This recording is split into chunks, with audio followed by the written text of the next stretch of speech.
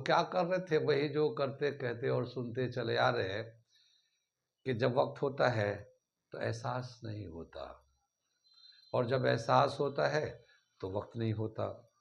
मैं साबिर अली और आप देख रहे हैं ILCC अली क्लासेस, जो अलीगढ़ बेस्ड नीट जेई का रेजिडेंशियल कोचिंग क्लास है। साथ ही AMU, जामिया, BHU और दूसरे यूनिवर्सिटी के दूसरे एंट्रेंस की भी तैयारी कराते हैं, जैसे 9th है, 11th diploma engineer, BSc nursing, CET, CUT, paramedical वगैरह वगैरह बहुत सारी तैयारियाँ होती हैं। तो वो लोग जो लोग तैयारी करना चाहते हैं कॉन्टेक्ट कर सकते हैं। ऑनलाइन ऑफलाइन दोनों ही मोड अवेलेबल है। ठीक है, हम लोग कर रहे थे physics class 11th and chapter था मैकेनिकल प्रॉपर्टीज ऑफ फ्लूइड्स, और उसमें हम लोगों ने पास्कल लॉ और अब proof of pascal law, application of pascal law यानी हाइड्रोलिक लिफ्ट, हाइड्रोलिक ब्रेक, ये हमने बताया था। उससे एक दो न्यूमेरिकल भी कराए थे ताकि कंसेप्ट क्लियर हो जाए। ठीक है, आगे दे रखा है अगला जो टॉपिक आ रहा है, pressure due to liquid column, यानी एक कंटेनर में लिक्विड लेते हैं तो उसकी वजह से कितना प्रेशर लगता है, pressure due to liquid column. ठीक है, तो मैं हेडिंग डालता हूं फिर मैं करता हूं। ठीक है, ये हेडिंग डाल दिया। ये हमारा pressure exerted bye a liquid column, एक कंटेनर में लिक्विड लेते हैं तो कितना प्रेशर लगता है। मान लेते एक ये हमारा कंटेनर है और इसमें जो है ये हम लोगों ने एक कंटेनर ले लिया जिसके अंदर पानी ले लिया, कुछ हाइट तक पानी है। ठीक है, अब इस पानी की वजह से मान लो इस सरफेस पे, बॉटम जो सरफेस है उस पे कितना प्रेशर लग रहा है, बॉटम के सरफेस पे। जैसे ये पूरे इस लिक्विड से इस बॉटम पे कितना प्रेशर लगेगा, ये इसको निकालना हमें। तो pressure exerted on the liquid surface, pressure exerted on the bottom of the container,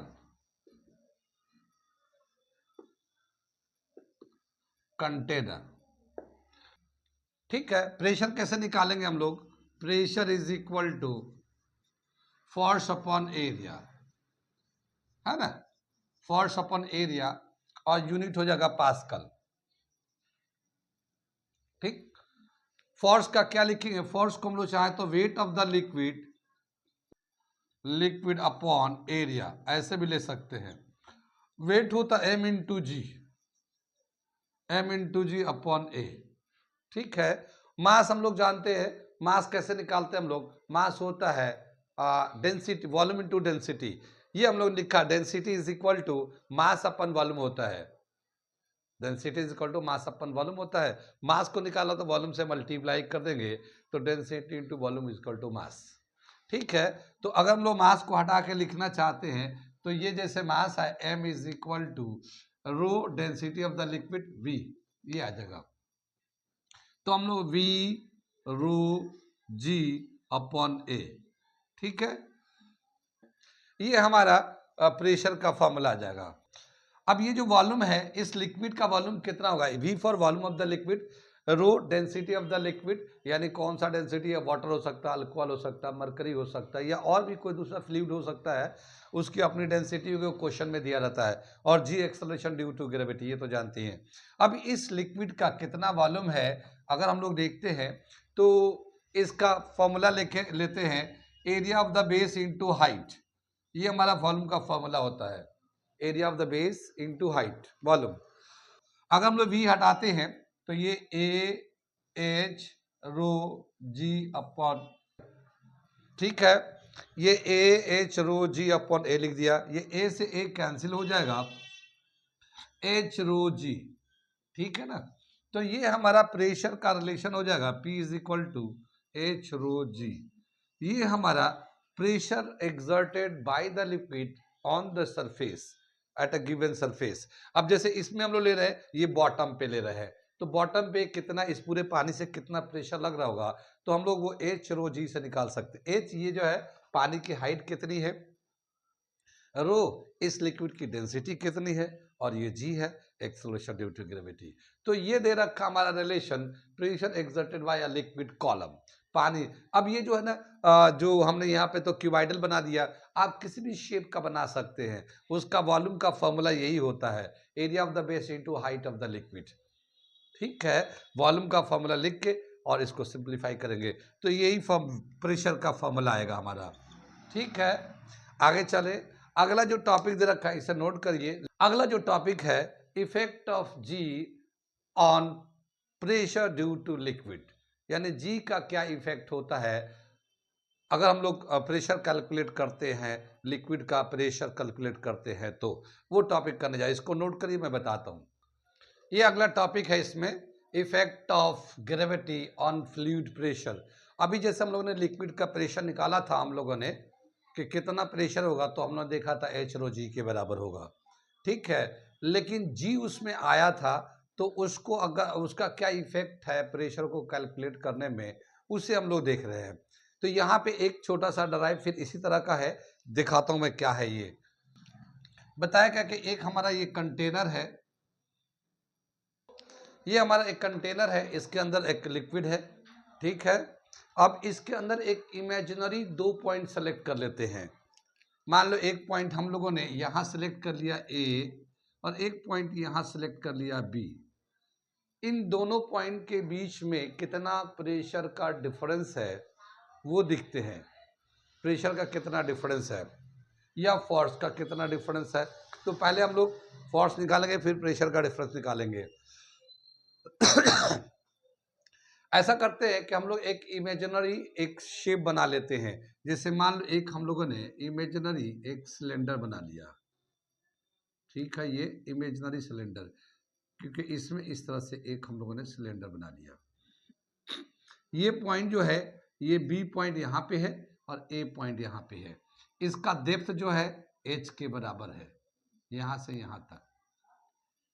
कितनी बात में, तो एक ये हमारा इमेजिनरी सिलेंडर हो गया। अब इस पे जो है प्रेशर जो लग रहा होगा, लिक्विड का प्रेशर लग रहा होगा, तो इधर से पानी का प्रेशर इस कंटेनर पे लग रहा होगा, इधर से इस पे लग रहा होगा प्रेशर, यहाँ पे लग रहा होगा प्रेशर, इसके ऊपर से इसके अपर सरफेस पे लग रहा होगा, इसके नीचे से इसके अपर डायरेक्शन में प्रेशर लग रहा होगा, क्योंकि हर तरफ से प्रेशर लगता है ना पास्कल लॉ के हिसाब से। तो अब हमें देखते हैं कि क्या रिलेशन बनेगा। तो सबसे पहले हम लोग देखते हैं कि यहाँ पे जो यहाँ पे देखते हैं अपर सरफेस पे, जो अपर सरफेस ए पॉइंट है, इसके ऊपर जो पानी है या लिक्विड है, सॉरी, तो वो लिक्विड की वजह से कितना अपर सरफेस पे प्रेशर लगता है। तो सबसे पहले यहाँ देखते हैं क्या दे रखा है, force on the upper surface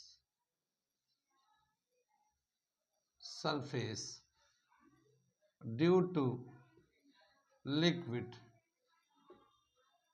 present above it।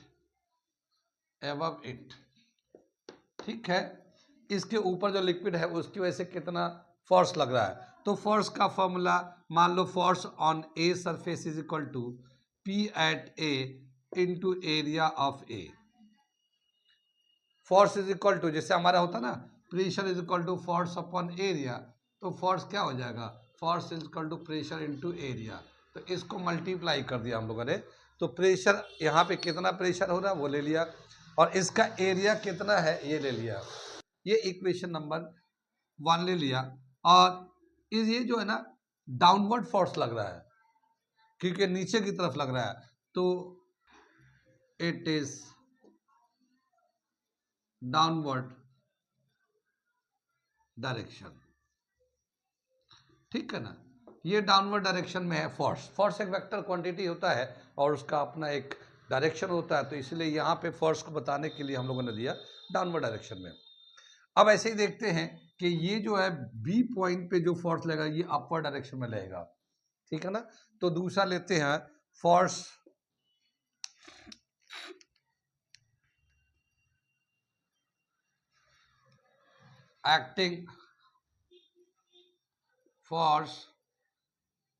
acting on the bottom due to liquid liquid present below it, इसके नीचे है, ठीक है, इसके नीचे जो लिक्विड है उसकी वजह से फोर्स कितना लगता है, फोर्स एट बी सरफेस पे कितना फोर्स लगेगा, तो pressure at B into area of B. तो दोनों चूंकि हम लोग इमेजिनरी सिलेंडर है, तो सिलेंडर का ऊपर का सरफेस का एरिया नीचे का सरफेस का एरिया सेम है, तो एरिया एक जगह पे, यहाँ पे भी ए लिया, यहाँ पे भी ए ले लिया है, सेम एरिया ले लिया हम लोगों ने। लेकिन इसका जो डायरेक्शन होगा ये अपवर्ड डायरेक्शन में, acting in upward direction, upward,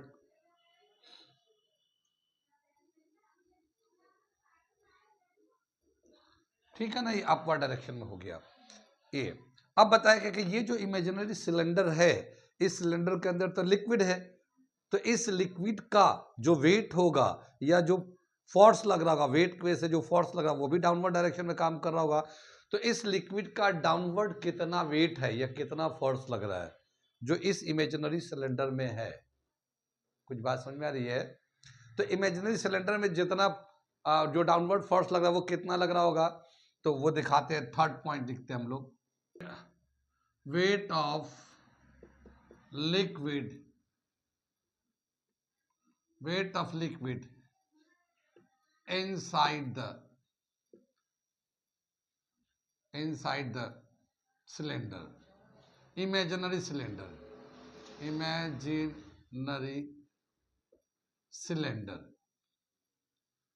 ठीक है ना। ये एक सिलेंडर ले रहे थे, इसके जो वेट है लिक्विड का वो कितना लगेगा, W is equal to M into G, ठीक है। मास होता, ये मास इंटू जी हो गया, मास को कैसे लिखते हैं, वॉल्यूम इंटू डेंसिटी, ठीक है। तो वॉल्यूम इंटू डेंसिटी इंटू जी, वॉल्यूम को कैसे लिख सकते हैं, ये अगर सिलेंडर है तब भी area of the base into height, तो area of the base into height into rho into G, ये वेट का हमारा फॉर्मूला हो जाएगा थर्ड। और ये जो वेट है, वेट भी एक तरह का फोर्स होता है, फोर्स का डायरेक्शन होता है, तो ये इसका डायरेक्शन क्या होगा, डाउनवर्ड डायरेक्शन। तो एक्टिंग इन डाउनवर्ड डायरेक्शन, कितनी बात समझ में ये। तो ये तीन हमारे पास फोर्स आ गया है, एक फोर्स ये हो गया ए बी और ये वेट का हो गया। अब देखिए इसमें नेट फोर्स, ये पानी तो स्टेशनरी है, पानी रुका हुआ मूव नहीं कर रहा है, तो इसका मतलब जो नेट फोर्स है वो सब एक दूसरे को जीरो कर देते हैं।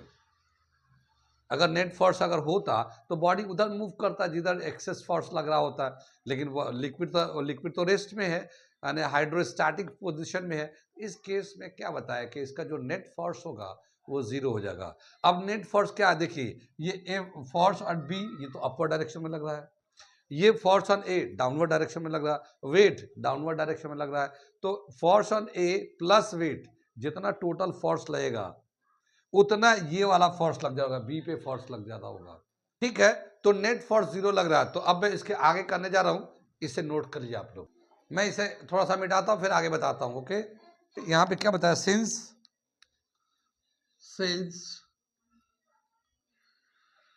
The liquid is in rest, so net force is zero, ठीक है ना, इस पे नेट फोर्स जीरो हो जाएगा। तो यहाँ पे force on A plus weight is equal to force at surface B, ये इसके बराबर हो जाएगा। देखिए ए पे जो फोर्स लगा था ये डाउनवर्ड लग रहा था, ये जो वेट था ये भी डाउनवर्ड था, तो इन दोनों को प्लस करेंगे तो ये जो अपवर्ड लग रहा था इसके बैलेंस करेगा, ये दोनों बराबर होंगे, ठीक है। ये दोनों बराबर होंगे तभी जब जाके ये रेस्ट में रहेगा, ओके। अब ये एफ ए को उधर ले जाएंगे तो क्या हो जाएगा, weight is equal A H rho G, और ये F B minus F A. अब यहाँ एफ बी का फॉर्मूला क्या है, ये A H rho G, F B का वैल्यू हो जाएगा P B A minus P A A, ये ऐसे हम लोग लिख दिया है। यहां तक समझ में आई बात? ये सबको हम लोग मिटा दे रहे हैं इसको, अब इसकी जरूरत खत्म हो गई। ठीक है, इसमें से एक कॉमन ले लेते हैं, तो एक कॉमन लेंगे तो pressure at B minus pressure at A is equal to A H rho G. A से ए कैंसिल हो जाएगा, P B minus P A is equal to P A minus P B is equal to H rho G. ये हमारा relation आ जाता है, यानी कि यहाँ पे जो प्रेशर लगेगा बॉटम पे और टॉप पे, इन दोनों का प्रेशर का जो डिफरेंस होगा वो एच रो जी के बराबर है। अब क्या बताया कि मान लो ये जो ए पॉइंट था, ये यहाँ के बजाय ये सरफेस ऑफ द लिक्विड पे ले ले, ए पॉइंट यहाँ ले लेते हैं। अगर हम लोग इस ए पॉइंट को यहाँ ले लेते हैं तो इसके ऊपर लिक्विड नहीं है, इसके ऊपर एयर है, और यहाँ पे जो है ना एयर का एटमॉस्फेरिक प्रेशर लगेगा, यहाँ पे पी ए एटमॉस्फेरिक प्रेशर। कितनी बात समझ में आई? तो बताया क्या कि मान लो ए पॉइंट को लिक्विड के सरफेस पे ले लेते हैं, तो सरफेस पे तो लिक्विड होता नहीं है, उसके ऊपर का एयर होता है, तो एयर का एटमॉस्फेरिक प्रेशर लगता है। तो हम लोग पी ए को हटा के इस तरह से लिख सकते हैं, एटमॉस्फेरिक प्रेशर लिख सकते हैं। और ये जो पी बी है, ये बी पॉइंट कहीं पे भी हो सकता है, यहाँ हो सकता है, यहाँ हो सकता है, कहीं पे भी हो सकता है। तो पी बी को हम लोग, तो पी ए को हटा के हम लोग लिख देते हैं पी ए एटमॉस्फेरिक प्रेशर, और पी बी को हटा के नॉर्मल पी लिख देते हैं। अगर ऐसा करते हैं कि एक पॉइंट सरफेस लिक्विड के सरफेस पे ले लेते हैं और दूसरा पॉइंट पानी के कुछ डेप्थ में ले लेते हैं, कुछ डेप्थ मतलब एच डेप्थ में ले लेते हैं, तो फिर ये रिलेशन कैसे चेंज हो जाएगा? तो ये हो जाएगा P माइनस पी ए, ये पी ए होता है एटमॉस्फेरिक प्रेशर, एच रो जी, यहाँ पे पी ए को बोलेंगे atmospheric pressure, atmospheric pressure. Atmospheric pressure का वैल्यू तो जानते होंगे, ये एक वैल्यू दे रखा है इसका नॉर्मल कंडीशन में 1.013 10⁵ पास्कल। एक एटमॉस्फेरिक प्रेशर का वैल्यू दिया है ये स्टैंडर्ड कंडीशन में। यहां तक समझ में आ गया ये। अब अगर हम लोग यहाँ को इस वाले टर्म को उधर ले जाते हैं तो P यानी कि pressure inside the liquid, P is equal to P A plus H rho G. ये हमारा प्रेशर का रिलेशन आता है लिक्विड के अंदर, कि किसी लिक्विड के अगर किसी जगह पे अगर हम लोग प्रेशर निकालना चाहते हैं तो प्रेशर एटमॉस्फेरिक प्रेशर में एच रो जी जितना वैल्यू होगा उसको प्लस कर देंगे। एच होता है depth of the liquid, depth of the point inside the liquid, यानी कि जिस पॉइंट पे हमें निकालना उसका लिक्विड में डेप्थ कितना है, और ये रो डेंसिटी ऑफ द लिक्विड, और जी तो जी होता है। कितनी बात समझ में आई? तो ये हमारा एक फॉर्मूला निकलता है, इफेक्ट ऑफ जी अभी बता रहे हैं हम लोग, लेकिन ये एक फॉर्मूला निकलता है। अब क्या बताया कि लिक्विड के अंदर किसी पॉइंट पे जो प्रेशर है, लिक्विड के अंदर किसी पॉइंट पे जो प्रेशर है वो एटमॉस्फेरिक प्रेशर से ज्यादा या कम है? ज्यादा है। क्यों? क्योंकि पी ए तो एटमॉस्फेरिक प्रेशर है और इतना इसमें प्लस हुआ है, इतना इसमें ये प्लस हुआ है। तो बताया कि लिक्विड के अंदर किसी भी पॉइंट पे जाएंगे तो एटमॉस्फेयर के रिस्पेक्ट में वहां प्रेशर ज्यादा होता है। ठीक है, इसमें कंक्लूजन है, तो कुछ कंक्लूजन, जैसे एक कंक्लूजन तो ये हुआ। अच्छा, बताया क्या कि लिक्विड के अंदर जो प्रेशर होता है, मान लो ये एच डेप्थ में है, यानी इस सरफेस से एच डेप्थ में है, तो इस वाले सरफेस पे हर जगह इतना ही प्रेशर होगा, यहाँ लो, यहाँ लो, यहाँ लो, यहाँ लो, यहाँ लो, कहीं पे भी लो, इस सरफेस पे अलग हो, एक ही बराबर होगा। लेकिन अगर डेप्थ बदल दिया, मान लो अब हम लोग यहाँ लेते हैं तो इसका डेप्थ तो बदल गया, तो प्रेशर बदल जाएगा। ठीक है ना? क्या मतलब हुआ कि लिक्विड के अंदर जैसे जैसे नीचे जाएंगे वैसे वैसे प्रेशर बढ़ता जाता है। एक दूसरा ये कि एक हॉरिजॉन्टल सरफेस पे हर जगह प्रेशर बराबर रहेगा। हॉरिजॉन्टल कोई भी एक सरफेस सेलेक्ट कर लो, ऐसे तो बहुत सारे सरफेसेस बना सकते हैं इसमें तो जो एक लेवल पे सरफेस है ना, वहां पे प्रेशर हर जगह बराबर हो गए। अगर डेप्थ कम ज्यादा करेंगे तो प्रेशर भी कम ज्यादा होगा। कितनी बात सुन में? यहाँ तक। अब बताया यहाँ तक समझ में आ गया। तो मैं ये जो पॉइंट्स है इसको हम लोग मेंशन कर देते हैं कि इस फॉर्मूले से कौन कौन सा पॉइंट हमें डराइव करते या क्या क्या आइडिया लगता है। तो मैं 2-3 पॉइंट यहाँ पे बता देता हूँ। यहाँ पे एक चीज और भी है कि ये जो pressure in depth minus atmospheric pressure, यानी इस फॉर्मूले को हम लोग बोलते हैं गेज प्रेशर भी बोलते हैं। गेज प्रेशर क्या मतलब हुआ कि जो पानी के अंदर का प्रेशर है वो और एटमॉस्फेरिक प्रेशर को माइनस कर दो तो जो बचेगा प्रेशर उसको हम लोग कहते हैं गेज प्रेशर। तो अभी मैं लिख के बताता हूँ। तो कुछ पॉइंट है जो ड्राइव किया जाता है, मैं वो लिख के दिखाता हूँ यहाँ पे, इसे नोट करिए, मैं वहां लिख रहा हूँ, ठीक है। तो एक पॉइंट जो दे रखा वो दे रखा है प्रेशर इज, पहला पॉइंट जो रखा pressure is same at everywhere at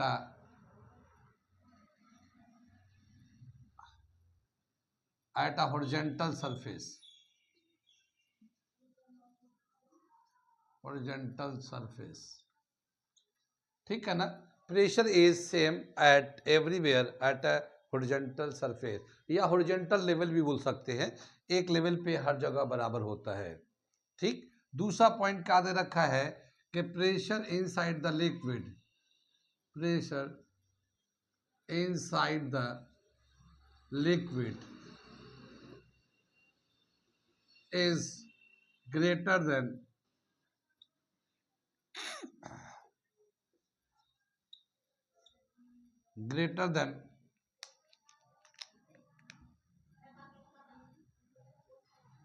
atmospheric pressure, ठीक है ना। एटमॉस्फेरिक प्रेशर से ज्यादा होता है ये, ठीक। Pressure in a liquid depends on depth H, ठीक है। तीसरा पॉइंट मैं इसे मिटा दे रहा हूं, तीसरा पॉइंट लिख रहा हूं इधर मिटा के। ये तीसरा पॉइंट दे रखा pressure in a liquid depends upon depth H, यानी ये जो एच है इस पे डिपेंड करता है, जितना नीचे जाएगा उतना प्रेशर बढ़ता जाएगा, एच का वैल्यू बढ़ेगा प्रेशर का वैल्यू बढ़ेगा, बढ़ता जाएगा। कितनी बात समझ में आई। इसका एक चीज और दे रखा है यहाँ पे, क्या दे रखा है ये P minus P A is equal to H rho G, ठीक है। इसको हम लोग जो डिफरेंस है यानी कि लिक्विड के अंदर जो प्रेशर होता है और जो एटमॉस्फेरिक प्रेशर होता है, इन दोनों का जो डिफरेंस होगा वो एच रो जी के बराबर होगा। इसको कहते हैं इट इज नोन एज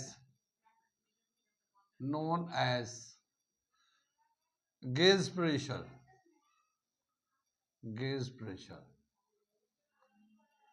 इसको इस नाम से जानते हैं, difference of liquid pressure and atmospheric pressure which is equal to h rho g is also known as gas pressure।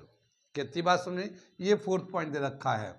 Fifth point में क्या दे रखा है, if the value of g is neglected, if the value of g is neglected,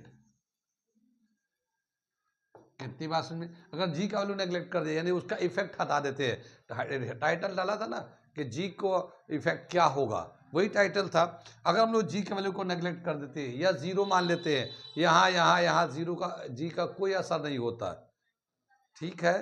तो जी जो है neglect कर देते हैं तो ये जी का वैल्यू जीरो डाल देंगे, ठीक है। जब इसको जीरो डाल देंगे तो ये पूरा ही जीरो हो जाएगा, तो क्या मिलेगा P is equal to P A, ठीक है ना।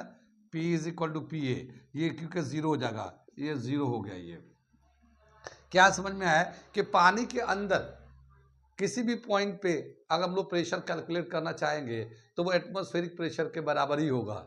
इसका मतलब ये हुआ pressure inside the liquid in any depth is equal to atmospheric pressure. तो इसका मतलब फिर क्या मतलब हुआ कि जितना एटमॉस्फेयर का प्रेशर है पानी के अंदर जितना नीचे जाओ उतना ही प्रेशर होता है, ऐसा नहीं है। लेकिन पास्कल लॉ ने ये बताया था कि पास्कल लॉ के पानी के अंदर हर जगह प्रेशर बराबर होते हैं, पास्कल लॉ ने बताया था। तो अब क्या बताया कि यहाँ पे यहाँ प्रेशर, यहाँ प्रेशर, यहाँ प्रेशर, पास्कल लॉ के अकॉर्डिंग तो सब सेम आ रहा है, लेकिन यहाँ पे ये मॉडिफाइड फॉर्म है। ये जो रिलेशन है पास्कल लॉ का ही मॉडिफाइड फॉर्म है, क्योंकि जैसे जैसे नीचे जाते हैं वैसे वैसे प्रेशर बढ़ता जाता है, मगर उस लेवल पे, उस हॉरिजॉन्टल लेवल पे हर जगह बराबर होता है। कुछ बात समझ में आई या फिर आगे निकल गया? ऊपर से तो नहीं निकल गया। मतलब जैसे मैं कहना चाह रहा हूँ कि जैसे इस लेवल पे देखते हैं वाटर लेवल पे, तो यहाँ प्रेशर, यहाँ प्रेशर, यहाँ प्रेशर, यहाँ हर जगह बराबर होगा। तो ये हॉरिजॉन्टल लेवल हम लोगों ने कहीं पे लिखा था ना, ये पॉइंट लिखा है ना हमने। तो लिक्विड के एक डेप्थ में, ठीक है ना, एक डेप्थ में हर जगह प्रेशर बराबर होता है, लेकिन डेप्थ चेंज करेंगे ना तो प्रेशर का वैरी होता है, ठीक है ना, प्रेशर का वैरी होता है। तो यहाँ पे पास्कल लॉ का ये जो है ना, इसको बोलते हैं पास्कल लॉ का मॉडिफाइड फॉर्म है। पास्कल लॉ ने सिर्फ एक हॉरिजॉन्टल सरफेस के लिया है कि यहाँ प्रेशर बढ़ाएंगे तो पूरे लिक्विड में प्रेशर इक्वली डिस्ट्रीब्यूट होगा, बताया था ना इक्वली, फिर प्रॉब्लम भी कराया था। लेकिन ये हम लोग एक ही सरफेस का नहीं है, ये डेप्थ के हिसाब से नीचे जैसे जाएंगे, नीचे जैसे जाएंगे प्रेशर बढ़ता जाएगा, ठीक है। तो ये वाला जो फॉर्मूला होता है इसको मॉडिफाइड फॉर्म में आ गया कि अगर जी का वैल्यू हम लोग नेग्लेक्ट कर दे, जीरो कर दे, तो जो एटमॉस्फेरिक प्रेशर होगा पानी का अंदर भी किसी भी डेप्थ में जाओ उतना ही प्रेशर होगा, जो कि ऐसा नहीं होता। पानी के अंदर जाओगे ना तो प्रेशर हर जगह चेंज होते रहता है, प्रेशर बदलता रहता है। तो ज़्यादा जी का वैल्यू तो कंसीडर करना पड़ेगा। अगर जी का वैल्यू नहीं कंसीडर करेंगे तो फिर जो प्रैक्टिकली जो ऑब्जर्वेशन होता है वो वायलेट करने लगेगा। कुछ बात समझ में आ रही है? यानी हम लोग जब भी कभी पानी के डेप्थ में जाएंगे तो हमें जी कंसीडर करना ही करना है, इग्नोर नहीं कर सकते, वरना फिर क्या होगा, जितना एटमॉस्फेरिक प्रेशर होगा उतना ही पानी के 1 मीटर जाओ, 1 किलोमीटर जाओ, 2 किलोमीटर जाओ, 10 किलोमीटर जाओ, उतना ही प्रेशर रहेगा, क्योंकि वाटर के सरफेस पे जितना प्रेशर है एटमॉस्फेरिक प्रेशर है। ऐसा नहीं होता, जैसे जैसे डेप्थ में जाते ना प्रेशर बदलते रहता है, प्रेशर चेंज होते रहता है, ठीक है ना। अभी आगे इसके बहुत सारी बातें मैं बताऊंगा अभी, कैसे प्रेशर बदलते रहता है वो मैं बताऊंगा अभी, लेकिन प्रेशर बदलते रहता है। कितनी बात सुन में? तो जो प्रैक्टिकली ऑब्जर्वेशन है उसके हिसाब से हमें जी कंसीडर करना ही पड़ेगा, ठीक है, जी कंसीडर करेंगे, और जब जी कंसीडर करेंगे तो ये रिलेशन बिल्कुल सही आएगा। Pressure inside the liquid is equal to atmospheric pressure कितना है plus H rho g, h मतलब डेप्थ ऑफ द लिक्विड कितना है, डेंसिटी ऑफ द लिक्विड कितना है, जी कितना है। तो ये तो कांस्टेंट रहता है, कोई एक लिक्विड ले लिया, जैसे मान लो पानी ले लिया तो उसकी डेंसिटी फिक्स है, जी फिक्स है, लेकिन एच का वैल्यू कम ज़्यादा होता रहेगा। तो जैसे जैसे डेप्थ वैरी करता रहेगा ये प्रेशर का वैल्यू भी बदलता रहेगा, ये प्रेशर नेट प्रेशर जो होगा। और एटमॉस्फेरिक प्रेशर तो हमने बताया था कि इसका वैल्यू भी फिक्स है, सरफेस पे 1.013 10 to the power 5 pascal newton per metre square लिख सकते हैं, या फिर डाइन में भी बता सकते हैं, अभी डाइन में बताऊंगा आगे आगे, ठीक है। ये वाला पॉइंट समझ में आ गया। ये कुछ पॉइंट दे रखे और कुछ पॉइंट मैंने वर्बली बता। Consider, we have to consider the importance of g, the value of g when we are calculating the pressure inside the liquid, ठीक है। Otherwise the practical observation and the theory we are getting are not matching to each other, ठीक है ना, दोनों एक दूसरे से match नहीं करेंगे, क्योंकि जो हमें मिलता प्रेशर वो कुछ अलग होता है और ऊपर जैसे होता है एटमॉस्फेरिक का प्रेशर कुछ और होता है। यहाँ तक पॉइंट समझ में आ गया। आगे चले हम लोग अगला टॉपिक करते हैं, पहले इसे नोट करिए। यहाँ पे एक चीज़ और है जो बहुत इंपॉर्टेंट है, वो मैं बता रहा हूँ, पहले ये नोट कर ली तो मैं बताता हूँ। ये एक चीज बताना था, बताया गया कि ये 3 तरह का शेप का कंटेनर है। ये देखो ना, ये बॉटम जो है यहाँ पे है और इसका ऊपर जाते ही वाइडर होते जा रहा है। यहाँ नॉर्मल सिलेंड्रिकल है ये, ठीक है, और यहाँ पे क्या दे रखा है, बॉटम तो सेम है लेकिन ऊपर जाते ही नैरो होते जा रहा है। इन तीनों का बेस एरिया सेम है, ठीक है। अगर सरफेस से तीनों में सरफेस से एच डेप्थ पे है, या बॉटम में ले लो, यहाँ बॉटम में तीनों में बॉटम पे है, यहाँ से सेम डेप्थ पे है, इसमें भी हाइट उतना ही है, इसमें भी हाइट उतनी है, इसमें भी हाइट उतनी है, तो क्या बॉटम पे तीनों पे सेम प्रेशर लगेगा? क्योंकि इसका शेप अलग है, ये तीनों ही अलग अलग शेप के हैं, तो क्या इस सरफेस के लिक्विड से तीनों की लेकिन डेप्थ बराबर है, एच इसका भी है, एच इसका भी, इसका भी है, बेस का एरिया तीनों में सेम है, तो क्या तीनों में प्रेशर भी सेम होगा या अलग अलग होगा? ठीक है, आप सोच लो, फिर मुझे बताओ थोड़ी देर में। ठीक, यहां पे जो हम लोगों ने रिलेशन निकाला है, P is equal to P A H rho G, ठीक है, ये वाला हमारे पास फॉर्मूला है। ये पीए जो ना एटमॉस्फेरिक प्रेशर है, तो यहाँ पे और यहाँ पे तीनों पे एटमॉस्फेरिक प्रेशर लग रहा है बराबर, तो ये तो तीनों में बराबर है। ओके, ये तीनों में सेम लिक्विड है, तो जी भी बराबर हो गया और डेंसिटी भी बराबर हो गया, और जी का वैल्यू कांस्टेंट होगा, और ये एच, तीनों में एच बराबर है, तीनों में एच बराबर है, इसका मतलब तीनों में प्रेशर भी बराबर होगा। क्या समझ में आया कि the pressure inside the liquid does not depend upon the shape of the container. Container का शेप कैसा है इससे कोई मैटर नहीं करता, ठीक है। ये एक डेप्थ, यानी एक कितना डेप्थ में है, तीनों में डेप्थ अगर बराबर होगा तो तीनों में प्रेशर भी बराबर होंगे। कितनी बात समझी? तो एक पॉइंट ये भी लिख रखा है यहाँ पे, 4-5 पॉइंट लिखा था ना, एक पॉइंट मैं और लिख देता हूं यहाँ पे, प्रेशर इनसाइड द लिक्विड, मान लो ये 6 पॉइंट है, pressure inside the liquid does not depend upon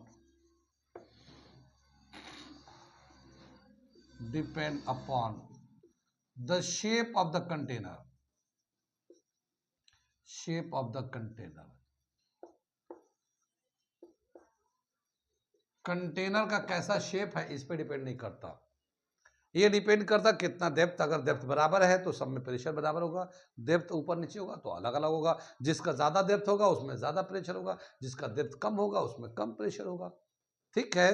कितनी बात समझ में आई? तो ये था इफेक्ट ऑफ जी और उसका रिलेशन, ठीक, क्योंकि अगर जी नहीं कंसिडर करेंगे तो फिर पानी का डेप्थ से कोई मतलब ही नहीं बच जाता कि कितना डेप्थ में है, ठीक है। और डेप्थ का अगर जैसे जैसे डेप्थ चेंज होता है वैसे उसका इफेक्ट होता है, तो इसका मतलब जी हमें कंसीडर करना ही करना है, तभी जाके वो हमारा करेक्ट रिलेशन बनेगा। ओके, तो ये था हमारा pressure exerted by liquid inside a container और उस पे इफेक्ट ऑफ जी, ये रिलेशन हो गया।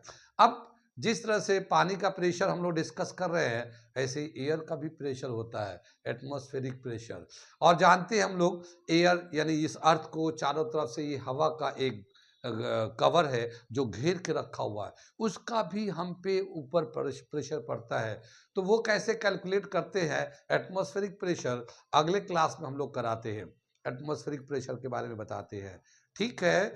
वो बच्चे जो आने वाले दिनों में नीट जेईई की तैयारी करेंगे वो हमारे चैनल को सब्सक्राइब कर लें, जाने अनजाने में आपको आने वाले दिनों में बहुत फ़ायदा होगा, और जो बच्चे तैयारी कर रहे हैं वो तो ज़रूरी कर ले क्योंकि उनको फ़ायदा ही फ़ायदा होने वाला है, ठीक है। Thank you.